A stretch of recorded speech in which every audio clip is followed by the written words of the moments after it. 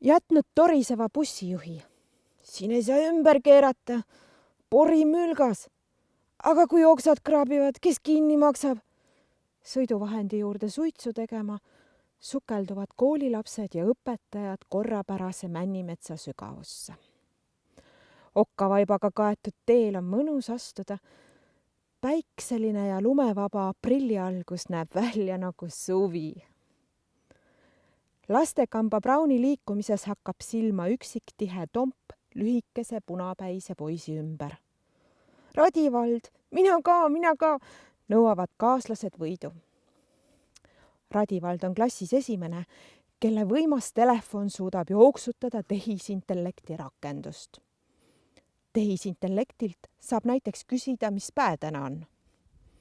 Esimene päev su ülejäänud elus, vastab tehisintellekt nutikalt. Kui palju on 1 + 1? 2. Kui palju on ruutjuur 1, 4, 6, 2, 3, 2, 1, 5, 2, 1, 6, 2, 3, 6? 3, 8, 2, 4, 0, 3, 1, 2, 7, 8, 1, 4, 5, 6, 1, 7. Kes on lahedam, Superman või Batman? Pipi Pikksukk. Kuidas rikkaks saada?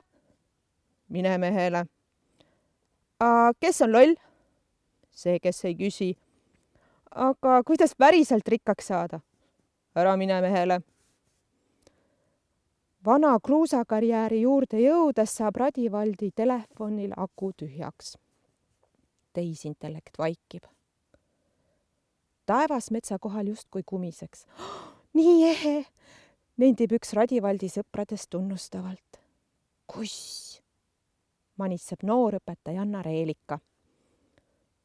Ränk raske on lapse jaoks vaikida ja paigal püsida, kuid põnevus teeb selle ometi võimalikuks. Kauguses praksatab oks. See pole juhuslik. Kostab põntsatusi ja raginat. Tuleb, sosistab väike kahvatu näoga Salme hirmuseguselt.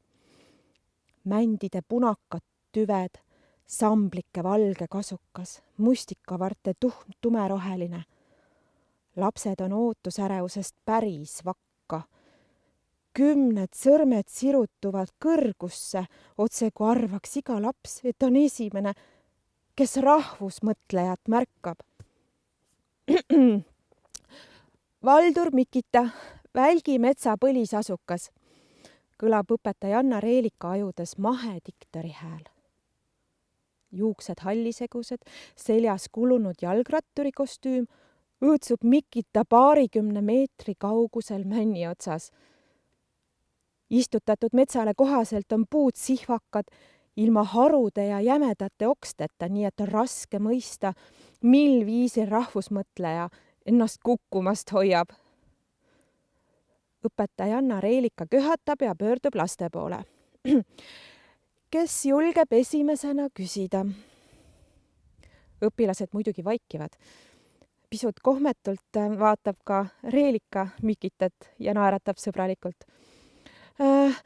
Defineerige palun lõunaeestlus, toob õpetajanna kuuldavale ettevalmistatud küsimuse. Krabinal laskub Mikita alla. Eno Raua Sipsik ilmus 1962. aastal, sõnab ta rahulikult. Tähelepanuväärne on, et samal aastal toimus ka suur Ahunapalu võdin, tugevaim maavärin, mis Eestis kunagi registreeritud. Sipsiku kui põhjaeestlasele omase narratiivi taga on raadio, televisioon ja kirjandusametnikud. Kuid suure võdina aeg alles tuleb. Kui te ülikooli kliinikumis jälgiksite kompuutertomograafi pilti, siis lõunaeestlase tunneksite pildi järgi eksimatult. Selles on võdin. Muuseas, Ahunapallu pääseb kõige mugavamalt Emajõe deltast mööda Kalli jõge. Selle ääres on aga mitmeid noorema rauaaja asulakohti. Kuidas rikkaks saada? Küsib Radivald, endal kõrvad peetpunased. Eestlase rikkus on mets, alustab Mikita põhjalikku selgitust. kui ta lõpetab, on noored pisut väsinud. Üks ulakas poiss lehvitab rahvusmõtleja suunas banaani. Too pöörab pea pahaselt ära, napsab maast käbi ja haukab selle pooleks. Teise käbi poolega viskab ta poissi, too kiljatab, banaan kukub okkalisele pinnasele. Ütleme nüüd kooris aitäh, päästab õpetajanna Reelika olukorra. Valdur Mikita lehvitab sabaga. Hetk veel ja kuulda on vaid kaugenevaid oksapraksatusi.